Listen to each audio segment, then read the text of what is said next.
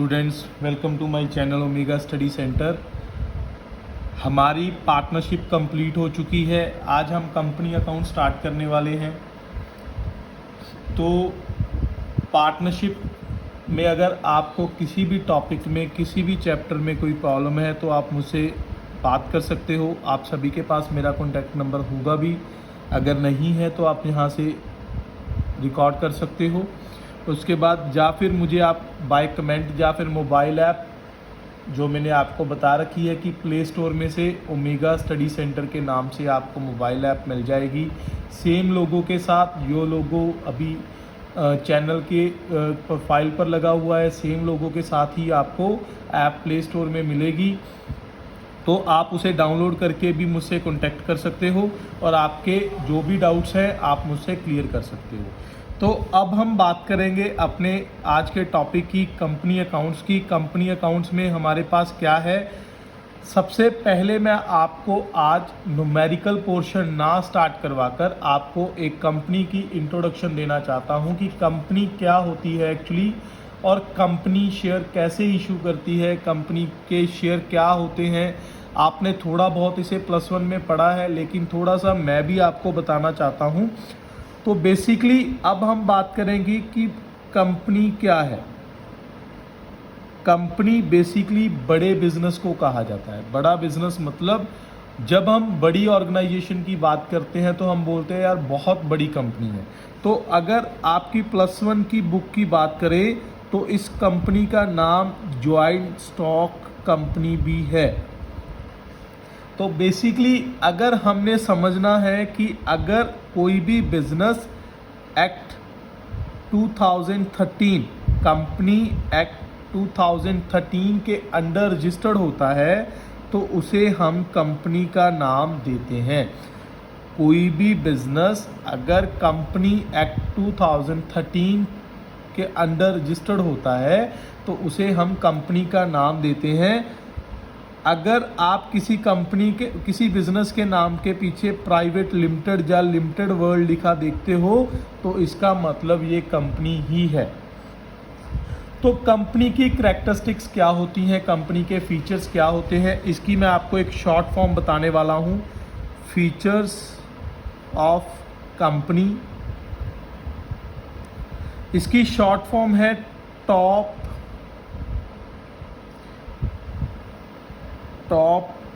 Class. जो company है वो टॉप क्लास होती है। तो टॉप क्लास जो कंपनी है वो टॉप क्लास होती है। तो टॉप क्लास में सारे के सारे फीचर आप पढ़ सकते हो। टॉप में देखिए, मैं आपको 1 बाय 1 फीचर याद करवाने वाला हूं, क्योंकि अगर आप वैसे पॉइंट याद करोगे तो आपको याद नहीं रहेंगे, लेकिन अगर आप इसे शॉर्ट फॉर्म में याद करोगे जैसे मैंने आपको अभी बताया है तो आपको ये याद हो जाएगा। तो सबसे पहले आ गया टी का मतलब ट्रांसफर एबिलिटी ऑफ शेयर। मतलब जो कंपनी के शेयर होते हैं उसे हम इजीली ट्रांसफ़र कर सकते हैं। मतलब जैसे कि हमने पार्टनरशिप में पढ़ा था कि अगर कोई नया पार्टनर आता है, कोई पार्टनर छोड़कर जाता है तो हमें काफ़ी कुछ करना पड़ता है। जैसे रिवैल्यूएशन अकाउंट बनाया था हमने, कैपिटल अकाउंट बनाया था, बैलेंस शीट बनाई थी। इसमें ऐसा कुछ नहीं होता, कोई मर्जी आ सकता है, कोई मर्जी जा सकता है, किसी तरह की कोई रिस्ट्रिक्शन नहीं है। उसमें क्या था, रिस्ट्रिक्शन है जितने भी अदर पार्टनर्स हैं उन सभी को एग्री होना चाहिए कि हम नया पार्टनर ऐड करना चाहते हैं, तो ही आप एक नया पार्टनर ऐड कर सकते हो। अदरवाइज आप इसमें नया पार्टनर ऐड नहीं कर सकते। तो ओ से आ गया ऑनरशिप एंड मैनेजमेंट। ऑनर का मतलब क्या है, बिजनेस का मालिक, और मैनेजमेंट मतलब मैनेजर। मैनेजर मतलब जो कंपनी को मैनेज करेगा। इसमें ऑनर एंड मैनेजर दोनों अलग अलग होते हैं। नॉर्मली हम क्या करते हैं, जैसे हमने पार्टनरशिप पढ़ा अभी +1 में, आपने सोल प्रोप्राइटरशिप पढ़ा, उसमें क्या था, बिजनेस का जो मालिक है वही बिजनेस को कंट्रोल करता है, वही बिजनेस के सारे काम करता है। लेकिन यहाँ पर ऑनर और मैनेजमेंट दोनों ही अलग अलग होते हैं और सारे का सारा बिजनेस कौन कंट्रोल करता है, मैनेजमेंट कंट्रोल करती है। उसके बाद हमारे पास आया पी से क्या आएगा, परपेचुअल एग्जिस्टेंस, परपेचुअल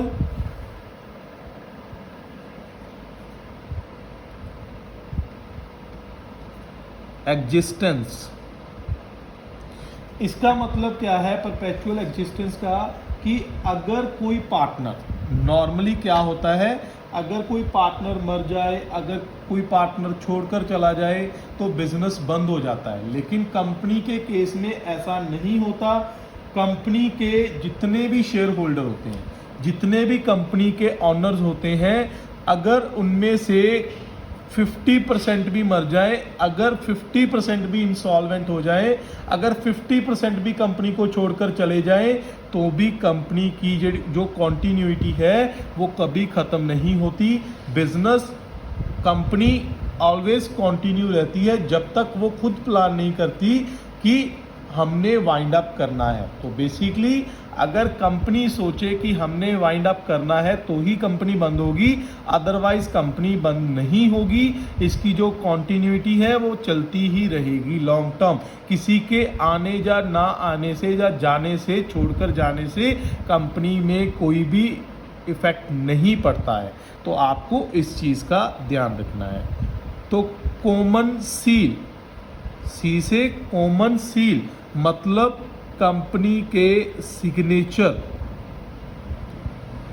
इसमें कंपनी की अपनी स्टैंप होती है, कंपनी के अपने सिग्नेचर होते हैं। जहां पर भी आपको इन्होंने कोई भी एग्रीमेंट करना है वो कंपनी की स्टैंप के साथ ही कंप्लीट होता है। मतलब कंपनी के जो भी डॉक्यूमेंट्स होते हैं, जो भी मेन चीज़ें होती हैं, उस पर कंपनी की स्टैंप लग जाती है। मतलब कंपनी को एक पर्सन ट्रीट किया जाता है। एल फॉर लिमिटेड लायबिलिटी, आप इसे समझिए। पार्टनरशिप में बिजनेस की जो लायबिलिटी थी वो अनलिमिटेड थी, लेकिन यहाँ पर लिमिटेड है। अनलिमिटेड और लिमिटेड में डिफरेंस क्या है? मान लो जो पार्टनरशिप बिजनेस है उसमें एक पार्टनर है बी या सी, एक पार्टनर है बी और एक पार्टनर है सी और एक पार्टनर है ए। तीनों ने 2-2 लाख रुपए बिजनेस में लगाया, इन्वेस्ट किया। 2-2 लाख तीनों ने इन्वेस्ट किया और कंपनी को 10 लाख का लॉस चला गया। कंपनी को 10 लाख का लॉस गया तो इन्होंने तो सिर्फ 6 लाख ही लगाया, तो 4 लाख कौन देगा? 4 लाख ये भी अपनी पर्सनल पॉकेट में से पे करेंगे। That is unlimited liability. समझिए आप बात को। जितनी भी लायबिलिटी होगी, चाहे उनको अपनी पर्सनल प्रॉपर्टी सेल करके पैसा देना पड़े, लेकिन उनको पूरा करना पड़ेगा। यहाँ पर लायबिलिटी अनलिमिटेड होगी। लेकिन अगर हम लिमिटेड की बात करें तो अगर इन्होंने 6 लाख इन्वेस्ट किया है, अगर इन्होंने 6 लाख रुपए इन्वेस्ट किए हैं, तो सिर्फ ये 6 लाख रुपए के लिए ही लायबल है। इन केस 10 लाख का लॉस हो भी गया तो इन्होंने अपनी पॉकेट में से 6 लाख ही देना है। 4 लाख का लॉस वो खुद बियर करेंगे जिन्होंने उनको वो पैसा दिया है, मतलब जिन्होंने पैसा लेना है हमसे। तो कंपनी के केस में लायबिलिटी लिमिटेड रहती है, तो रिस्क नहीं रहता पर्सनल प्रॉपर्टी का। उसके बाद आ गया ए से artificial person. Artificial person, artificial person का मतलब क्या है? हम बोलते हैं ना आर्टिफिशियल ज्वेलरी है, इसका मतलब होता है ह्यूमन द्वारा बनाया हुआ। मतलब ह्यूमन द्वारा बनाया हुआ पर्सन है जी। लॉ के अकॉर्डिंग टू लॉ कंपनी को छोड़कर किसी भी बिजनेस को कानून अलग से पर्सन नहीं मानता। जैसे हम अकाउंटेंसी में +1 में पढ़ते हैं कि बिजनेस एंटिटी कंसेप्ट हमारा बताता है कि owner and business both are different in all cases. कोई भी केस आ जाए दोनों के दोनों डिफरेंट रहते हैं एक दूसरे से, लेकिन वो सिर्फ अकाउंटिंग टर्म है। अगर हम लॉ की बात करें, अगर हम अपने कानून की बात करें, तो कानून कहता है मैं सिर्फ कंपनी के केस में ऑनर को उसके बिजनेस से अलग मानूंगा, अदरवाइज ऑनर और business both are same according to law, मतलब हमारा कानून। तो इसी वजह से क्या होता है, ये इसका एक नया फीचर है कि इसमें इसे आर्टिफिशियल पर्सन कौन मानता है, लॉ मानता है। उसके बाद आया एस से separate legal entity, separate legal entity.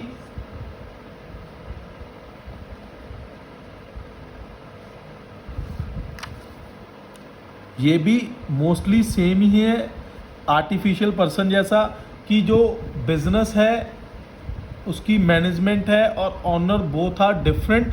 Honour को बिजनेस के किसी भी काम में इन्वॉल्व नहीं किया जाता, सिर्फ मैनेजमेंट काम करती है। तो जो ऑनर है उसे बिजनेस से अलग करके देखा जाता है, तो इसे हम क्या बोलते हैं, सेपरेट लीगल एंटिटी। उसके बाद आया हमारे पास last point as for share capital. इसमें जो कैपिटल का पैसा होता है, हमने क्या देखा था अभी तक, 4 पार्टनर थे, 3 पार्टनर थे, 2 पार्टनर थे, जहाँ अकेला मालिक था, सोल प्रोप्राइटर, वो अपनी पॉकेट में से पैसा लगाता था, बात खत्म होती, बिजनेस चलता था, तो वो होती थी उसकी कैपिटल। लेकिन इसमें शेयर के थ्रू पैसा आता है। वो शेयर क्या होते हैं उसके बारे में भी हम आगे जाके बात करेंगे। फिलहाल आप ये समझिए कि हमने अभी तक जो किया वो कंपनी के बारे में बात की कि कंपनी क्या है। जो बिजनेस कंपनी एक्ट 2013 के अंडर रजिस्टर्ड है उसे हम कंपनी बोलते हैं। और नंबर 2 फीचर्स ऑफ कंपनी क्या है, टॉप क्लास। इसे तो नहीं आप भूलोगे, टॉप क्लास आप इजीली इसे याद रख सकते हो, इसी वजह से मैंने आपको शॉर्ट फॉर्म के साथ इसे करवा दिया। उसके बाद आया हमारे पास कंपनी। कंपनी होती है टोटल 3 तरह की। एक तो आ गई प्राइवेट कंपनी, दूसरी आ गई हमारे पास पब्लिक कंपनी, और तीसरी आ गई ओपीसी। ओपीसी का मतलब है 1 पर्सन कंपनी। तो हम 1 पर्सन कंपनी की बाद में बात करेंगे, पहले हम प्राइवेट एंड पब्लिक की बात करेंगे। जो प्राइवेट कंपनी है इसमें पीवीटी एलटीडी मतलब प्राइवेट लिमिटेड वर्ड यूज़ किया जाता है, लेकिन जो पब्लिक कंपनी है इसमें हम सिर्फ और सिर्फ लिमिटेड वर्ड यूज़ करते हैं। जो प्राइवेट कंपनी है इसमें मिनिमम 2 और मैक्सिमम 200 मेंबर्स हो सकते हैं, लेकिन पब्लिक कंपनी में मिनिमम 7 और मैक्सिमम अनलिमिटेड मेंबर्स हो सकते हैं।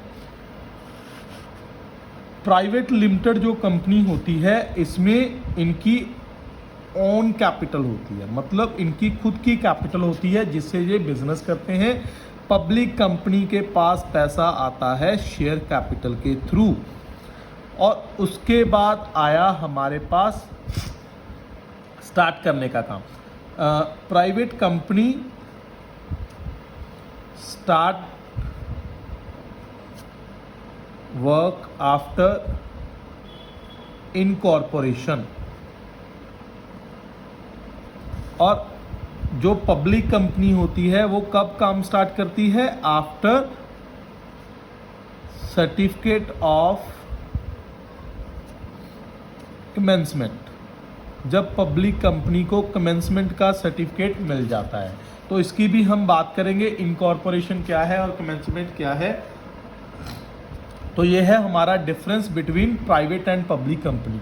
तो मैं उम्मीद करता हूँ कि आपको प्राइवेट एंड पब्लिक कंपनी का मीनिंग भी क्लियर हो गया होगा कि कंपनी वही रहती है जो एक्ट 2013 के अंडर रजिस्टर्ड है। ये एक्ट पहले 1956 का होता था, लेकिन 2013 में इसे अमेंड करके चेंज करके काफ़ी कुछ इसमें इसे नया एक्ट का रूप दिया गया 2013 के रूप में।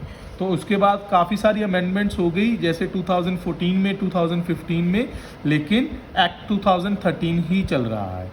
तो इसमें हमने प्राइवेट और पब्लिक कंपनी के बारे में पढ़ा। अब मैं बात करूंगा 1% कंपनी के बारे में। ये सबसे पहले एक्ट 2013 में ही इंट्रोड्यूस हुई है, मतलब ये 1956 में नहीं थी। तो इसमें क्या है, हमने पढ़ा कि प्राइवेट में मिनिमम 2 और पब्लिक में मिनिमम 7 मेंबर्स हो सकते हैं, लेकिन ओपीसी का मतलब क्या है, 1% कंपनी। एक पर्सन भी कंपनी बना सकता है और चला सकता है, इसे हम क्या बोलते हैं, 1% कंपनी बोलते हैं। तो अब हम बात करेंगे कि कंपनी बनती कैसे है। अगर हम बात करें हाउ टू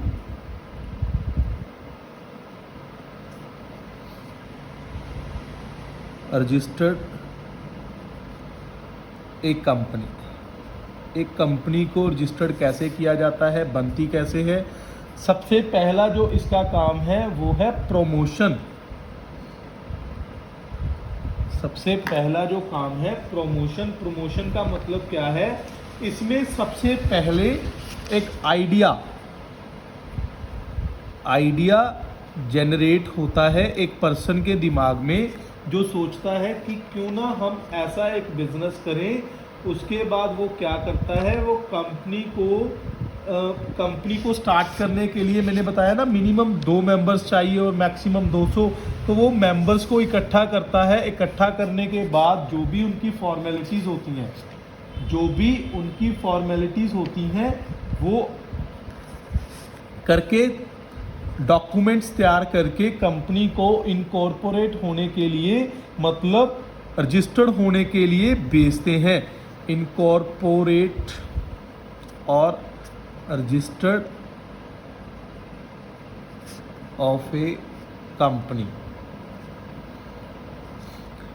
इसके बाद हमें मिलता है सर्टिफिकेट ऑफ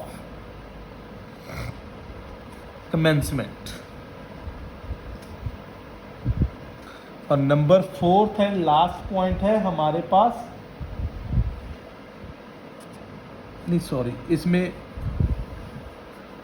यहाँ पर हमें मिलेगा, हमने कैपिटल सब्सक्राइब करवानी है